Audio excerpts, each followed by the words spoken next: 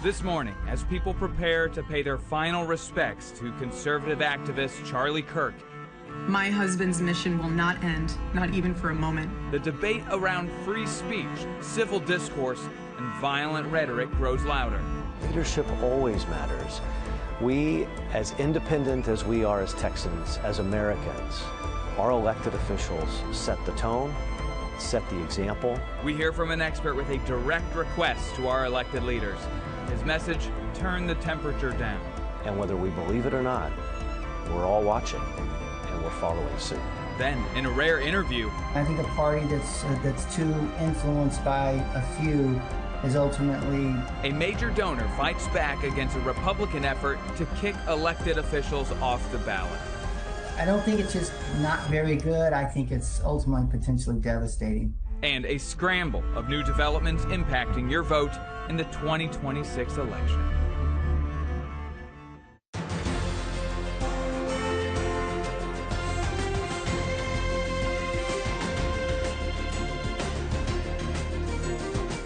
This is Lone Star Politics from NBC5 and the Dallas Morning News. A public memorial service for conservative political activist Charlie Kirk will get underway in just a few hours. The service is scheduled to begin at 1 o'clock our time at State Farm Stadium in Glendale, Arizona. President Trump and Vice President J.D. Vance plan to attend. You can watch the service on our NBC5 streaming channels and NBCDFW.com. Thank you for joining us. I'm Phil Prazen from NBC5. And I'm Gromer Jeffers, political writer with the Dallas Morning News. The assassination of Charlie Kirk at Utah Valley University has become the latest symbol of the free speech debate. Many mourn Kirk as a martyr who championed open debate. Others see him as insensitive and divisive. And across the country and here in Texas, that resulted in several firings and investigations after pressure from government leaders. Governor Greg Abbott says celebrating a death crosses a line. If we have members of our society, whether they be students or otherwise, who celebrate an assassination, we have dramatic course correction that we have to take in this state. And a place where we can engage in that course correction is in our schools and on our campuses. Whenever we see students who are celebrating an assassination, that goes beyond the bounds of what is humane, goes beyond the limits of what is humanity, and it must end. And we as a society, we as a state, must send a signal that behavior like that, celebrating an assassination, is wrong in a civil society. Now, some want to go as far as put a statue of Kirk on the Capitol grounds to honor his memory. Plano Representative Jeff Leach vowed to make that the first bill he files in the next legislative session in 2027. He wrote online, Charlie Kirk isn't just a conservative activist, he is a civil rights icon. Now, that brought a reaction from Grand Prairie Democrat Chris Turner. He told our partners at the Dallas Morning News that political violence has no place in America, adding that Kirk's death is a tragedy that never should have happened. But he noted that Kirk is not a Texan and said, quote, his record of racist and anti-immigrant rhetoric combined with his anti-Semitic and anti-Muslim views are disqualifying.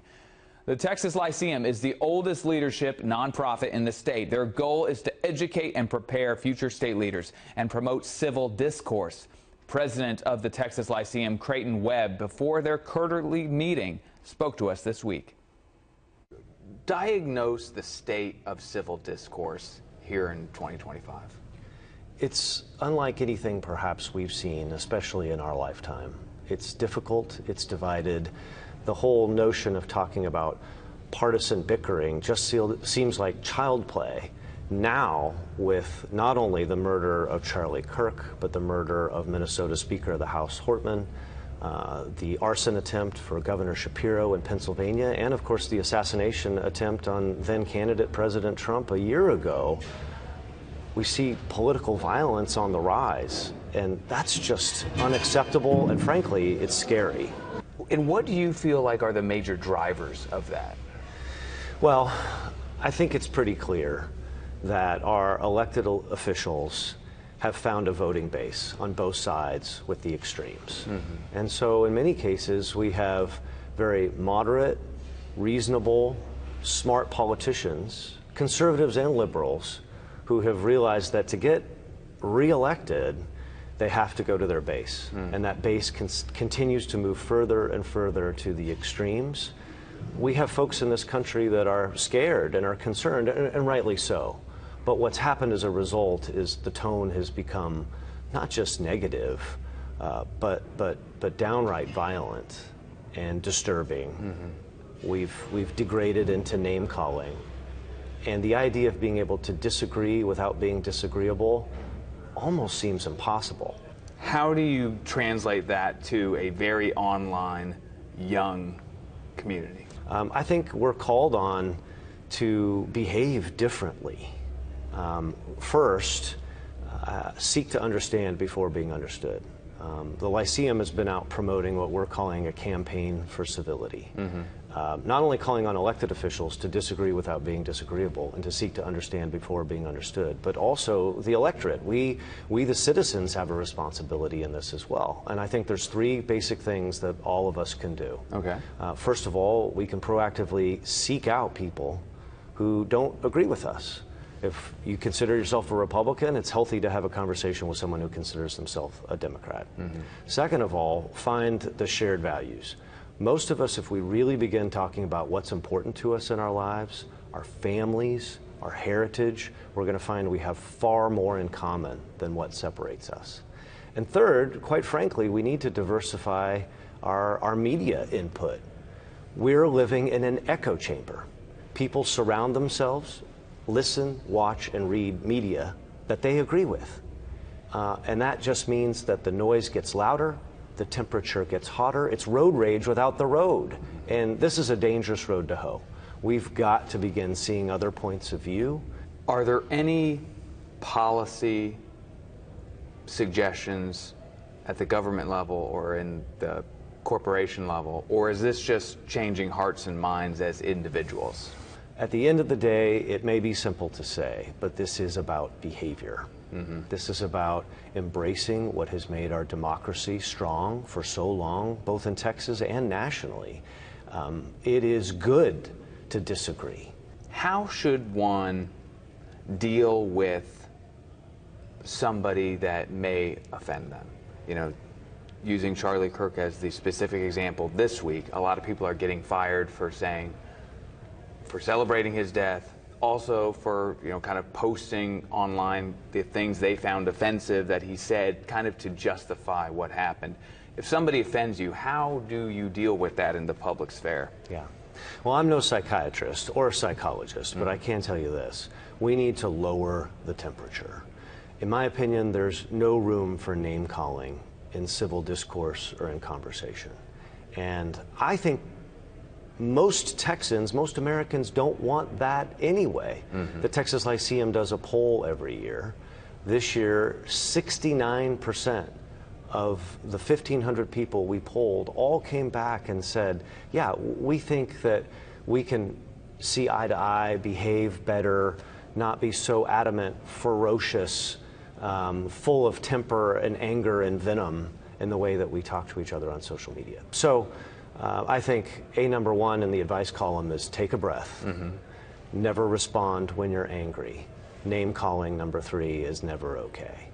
And then I do think that there is, if we come at things with an interest in truly understanding the other side, another point of view that isn't ours, one of two things happens. Either one, we learn something that we didn't know before, or two, we just feel validated in the opinion that we had to begin with.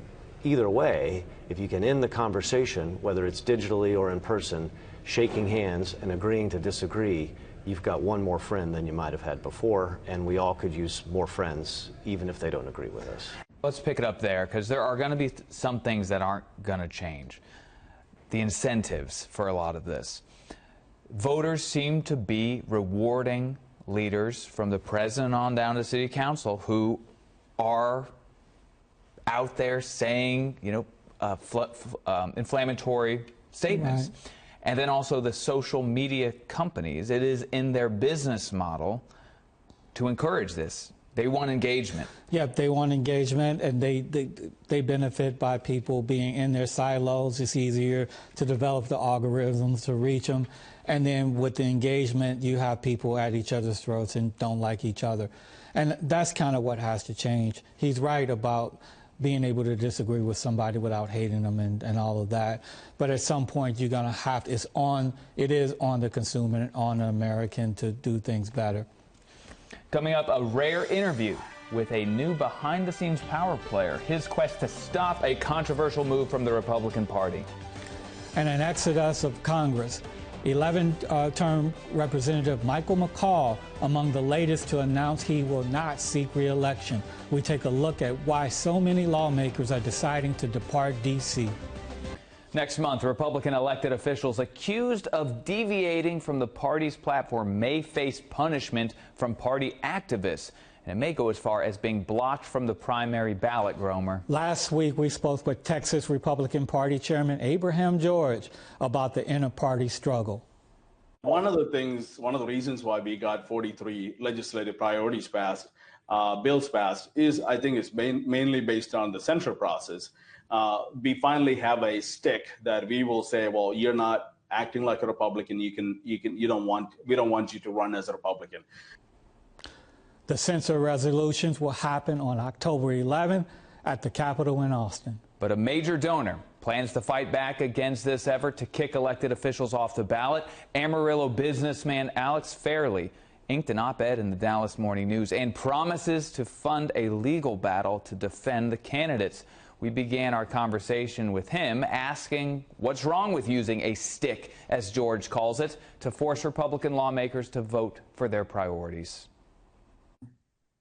I think people are more motivated by great leadership than they are having a stick held over their head. And so, frankly, that was my impression of it when I first started hearing about it.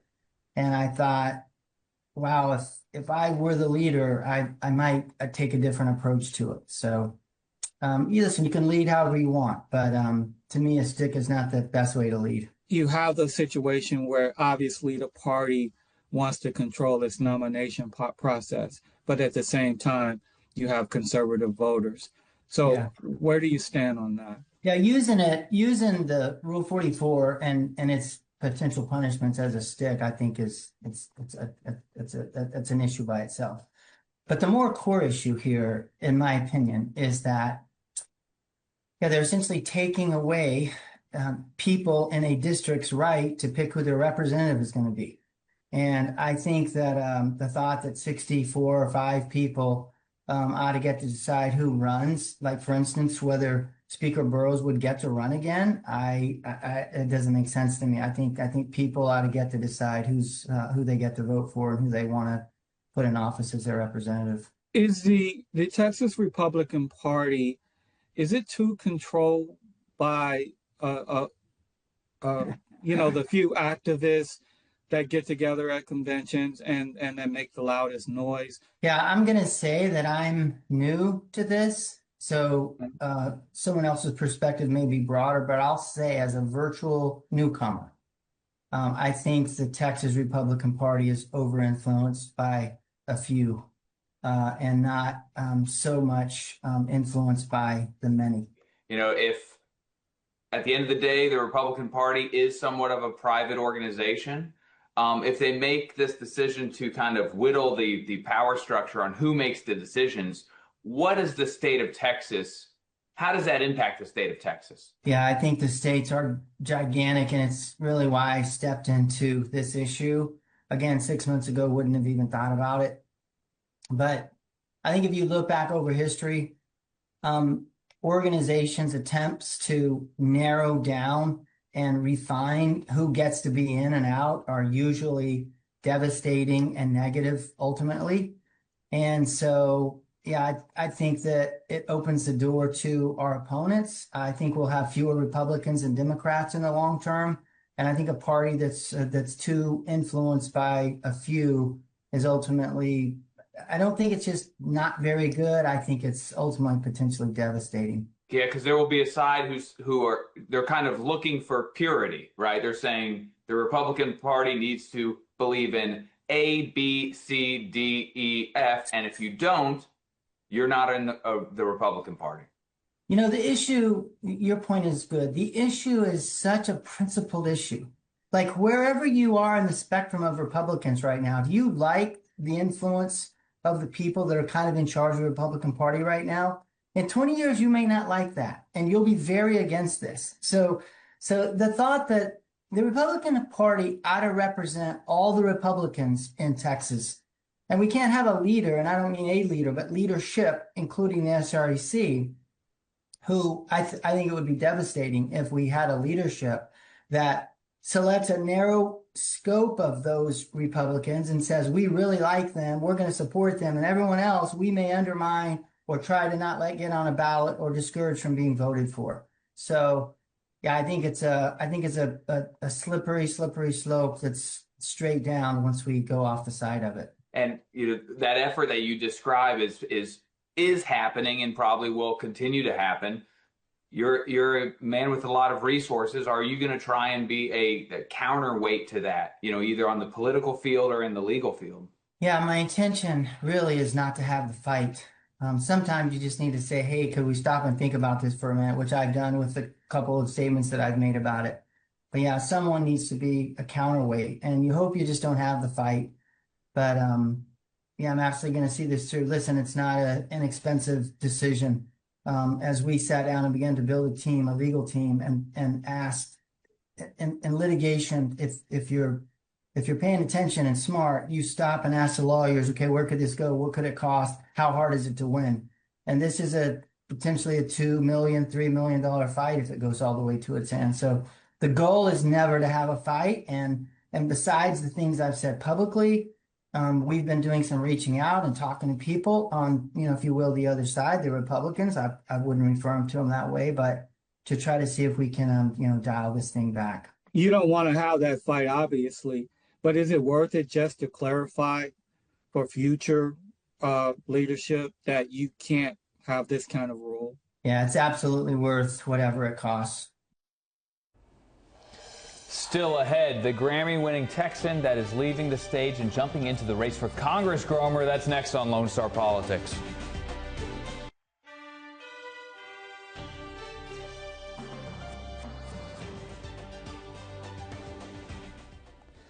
After 11 terms, Phil, that's 20 or more than 20 years, Texas Representative Michael McCaul will not run for re-election.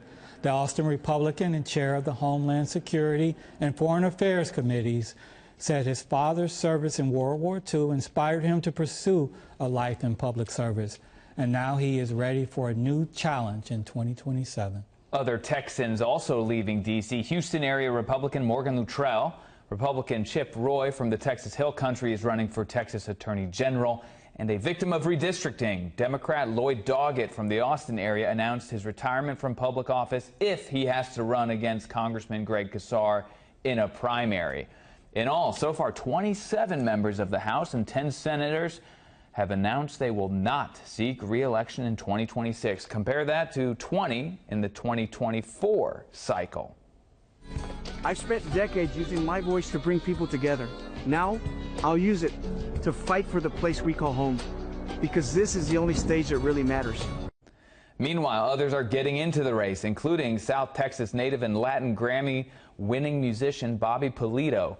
He's looking to flip a congressional seat in a district that voted for President Trump by 18% last year. Republican Monica de la Cruz flipped the seat in 2022 as a result of the most recent redrawing of congressional lines, though. The 15th district now includes the southeastern part of Hidalgo County instead of the southwestern portion, which may make it more Democratic, Gromer. Now, before Bobby Pulido will have a shot against incumbent Monica de la Cruz, he'll have to win the Democratic primary, which currently includes Dr. Ada Cuellar from Harlingen. All right, Gromer, let's start with those exciting races for Congress. Redistricting is changing some things up. Redistricting is changing some things up. There'll be some interesting races, including here in North Texas. Decisions have to be made between Mark Vesey, Julie Johnson, and of course, Jasmine Crockett. But the retirements, Phil, wow, each cycle there seems to be like double digit. Yeah, and that tells you something. That tells you that a lot of folks aren't having a good time in Congress. It's not that cush job that it used to be. The polarization, the lack of activity. I think why not? Why on. not? Is it just because the parties have become more polarized that you lose some of your independence? You have to vote party line more often. Party line more often, and what exactly are you doing? I mean, how many bills are you passing? What are you bringing back for your districts? People would rather try something else. Is something the positive though? New blood. You know, yes. People aren't holding on their seats for 60 years. That's all the time we have. Thanks for joining us. We'll see you back here next Sunday for more Lone Star Politics.